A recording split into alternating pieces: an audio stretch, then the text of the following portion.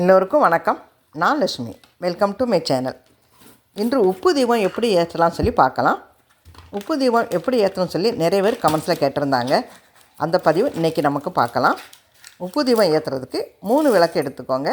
ஒரு விளக்கு பெரிய விளக்கு. அந்த பெரிய விளக்கில் தான் நம்ம உப்பு நிறைக்க போகிறோம். உப்பு கடையில் வாங்கின புது உப்பாக இருக்கட்டும், வீட்டில் கிச்சனுக்கு நீங்கள் சமையலுக்கு யூஸ் பண்ண உப்பு எடுக்காதங்க. புது உப்பாக இருக்கட்டும், அந்த உப்பு மட்டும் நிறச்சிக்கோங்க. அந்த உப்பு ஒரு அரை இது நிறச்சிக்கோங்க.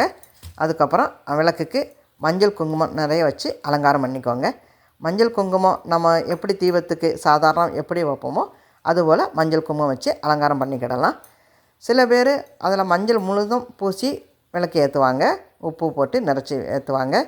நான் இதில் மஞ்சள் கலர் பெயிண்ட் அடித்து நான் இது வச்சுருக்கேன். விளக்கு ஊர்லேருந்து வரும்போது அப்படியே கொண்டு வந்தேன். அதனால் நான் மஞ்சள் பூசலை. நீங்கள் மஞ்சள் பூசி நீங்கள் அதுக்கு மேலே மஞ்சள் குங்குமம் வைக்கணுன்னாலும் வைக்கலாம். நீங்கள் இப்போ இந்த விளக்குக்கு மஞ்சள் குங்குமம் வச்சு அலங்காரம் பண்ணியாச்சு.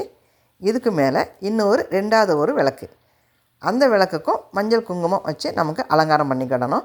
விளக்குக்கு எப்போவும் மஞ்சள் குங்குமம் வச்சு தான் நமக்கு அலங்காரம் பண்ணி தான் விளக்கு ஏற்றணும்.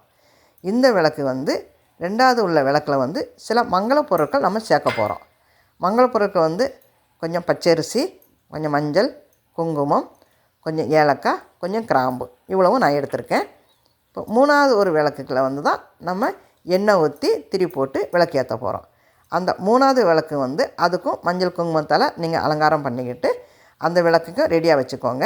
அதை வச்சுக்கிட்டு இந்த 2வது உள்ள விளக்கில் நமக்கு மங்கள பொருட்களை சேர்க்கலாம். அது கொஞ்சம் பச்சரிசி நான் எடுத்திருக்கேன். இப்போது பச்சரிசி எப்போதும் சேர்க்கும்போது அதில் கொஞ்சம் மஞ்சள் குங்குமமும் நான் எப்போவும் சேர்ப்பேன். ஏன்னா பச்சரிசியை சும்மா வெறும் பச்சரிசியை நம்ம எப்போவும் வைக்கக்கூடாது. பச்சரிசி கூட கொஞ்சம் மஞ்சள் குங்குமம் சேர்த்து தான் நான் எப்போவும் விளக்குக்கு நான் ஏற்றும் போது வைப்பேன்.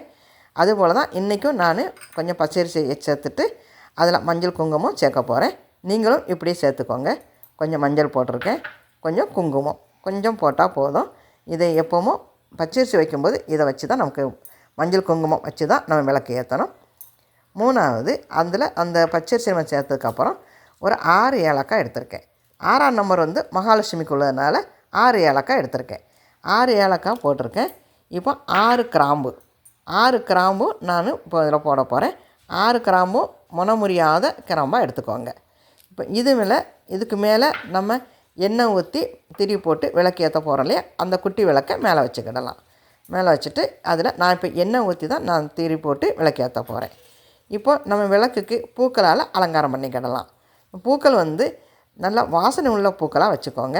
நான் கொஞ்சம் ரோஸ் எடுத்திருக்கேன், கொஞ்சம் செவந்தி பூவும் வச்சுருக்கேன், அப்புறம் மல்லிகைப்பூவும் வச்சுருக்கேன். இந்த பூவெல்லாம் எங்கள் கார்டனில் உள்ள பூ. மஞ்சள் செவந்தி, சிவப்பு செவந்தி எடுத்திருக்கேன். எங்கள் கார்டன் உள்ள பூ வச்சு எனக்கு பூஜை பண்ணணும்னு சொல்லி ரொம்ப நாளாக இந்த உப்பு தீபத்துக்காக வேண்டி நான் காத்திருந்தேன். இப்போ நல்லா ஃப்ரெஷ்ஷாக நிறைய பூ வந்திருக்கு. அதனால் எல்லாமே எங்கள் கார்டன் உள்ள பூ தான். ரோஸும் வச்சுருக்கேன். இதில் அந்த சிகப்பு செவந்தி நம்ம ஊரில் பெரிய பூக்களாக இருக்கும் இல்லையா, அதே செவந்தி தான். இங்கே நல்லா டார்க்கு கலராக இருக்குது. டார்க்கு கலரு, சிகப்பு கலரு எல்லா தேவிக்கும் பிடிச்சமான கலரு. மகாலட்சுமி தாயாருக்கும் சிவப்பு கலர் பிடிக்கும். அதனால் நான் சிவப்பு கலர் செவந்தியும் வச்சுருக்கேன், ரோஸும் வச்சுருக்கேன். நீங்கள் உங்களுக்கு என்ன பூ கிடைக்கோ வைக்கலாம். அந்த பூக்கள் வாசனை உள்ள பூக்களாக வைங்க.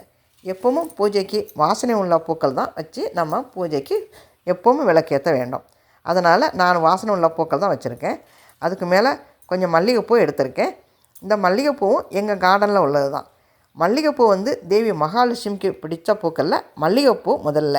அதனால் எப்போவும் மகாலட்சுமி தாயாருக்குன்னு நீங்கள் விளக்கு ஏற்றி பூஜை பண்ணும்போது மல்லிகைப்பூ இல்லாமல் பூஜை பண்ணாதங்க. மல்லிகைப்பூ மகாலட்சுமி தாயாரை வசியம் பண்ணக்கூடிய மலர் மல்லிகைப்பூ. அதனால் உங்கள் கார்டனில் இருந்தால் பறிச்சுக்கோங்க, இல்லாட்டா காசு கொடுத்து கூட வாங்கி வச்சுக்கிடலாம். மல்லிகைப்பூ வச்சு சாமி கும்பிடும்போது நமக்கே மன நிறைவாக இருக்கும். அதனால் நான் நம்ம கார்டனில் உள்ள பூவை நான் வச்சுருக்கேன். ரொம்ப வாசனையாக இருக்குது. தட்டில் வைக்கும்போதே அவ்வளோ வாசனையாக இருக்குது. இந்த விளக்கு நம்ம நாட்டில் இப்போ தான் கொஞ்ச நாளாக 10 வருஷமாக ஏற்றுறாங்க. இதுக்கு முன்னால் நம்ம நாட்டில் உப்பு தீபம் ஏற்றுற பழக்கம் இல்லை. ஆனால் கர்நாடகாவில் உப்பு தீபம் ஏற்றுற பழக்கம் இருக்குது. ஆந்திராவிலையும் உப்பு தீபம் ஏற்றுற பழக்கம் இருக்குது. என்னடா நியூமராலஜிக்கு கன்சல்ட்டிங் வர்றவங்க கேட்பாங்க, நாங்கள் உப்பு தீபம் ஏற்றுறோம், இப்படி ஏற்றலாமான்னு கேட்பாங்க. தாராளமாக ஏற்றலாம். ஏன்னா கடலில் விளையிற உப்பில் இருந்து வந்தவங்க தான் தேவி மகாலட்சுமி. ஸோ மகாலட்சுமி தேவிக்கு நம்ம உப்பு தீபம் ஏற்றி தாராளமாக நம்ம சாமி கும்பிடலாம். உப்பு தீபம் ஏற்றும் பொழுது உங்களுக்கு எல்லா செல்வங்களும் நிறைந்து கிடைக்கும். நம்ம அது தவறாமல் எல்லா வாரமும் ஏற்றி வாங்க. தினசரி ஏற்ற முடிஞ்சவங்க தினசரி ஏற்றலாம். எல்லாராலையும் தினசரி ஏற்ற முடியாது. வாரத்துக்கு ஒரு நாள் ஏற்றினாலே போதும். காலையில் முடிஞ்சவங்க காலையில் விளக்கு ஏற்றுங்க.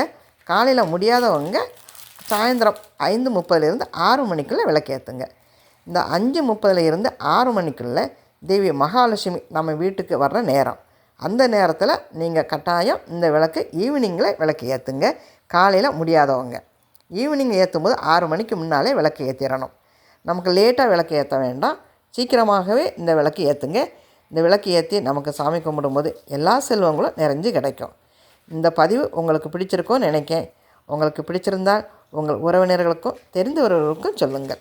அவர்களும் இதேபோல் தீபம் ஏற்றி அவர்கள் வாழ்க்கையில் என்ன வேணுமோ அது எல்லா செல்வங்களும் கிடைக்க பெற்று சந்தோஷமாக இருக்கட்டும். உங்களுக்கு இந்த பதிவு பிடித்திருக்கோன்னு நினைக்கிறேன். பிடித்திருந்தால் நம்ம சேனலுக்கு சப்ஸ்கிரைப் பண்ணுங்கள், ஷேர் பண்ணுங்கள். தேங்க்யூ ஃபார் வாட்சிங்.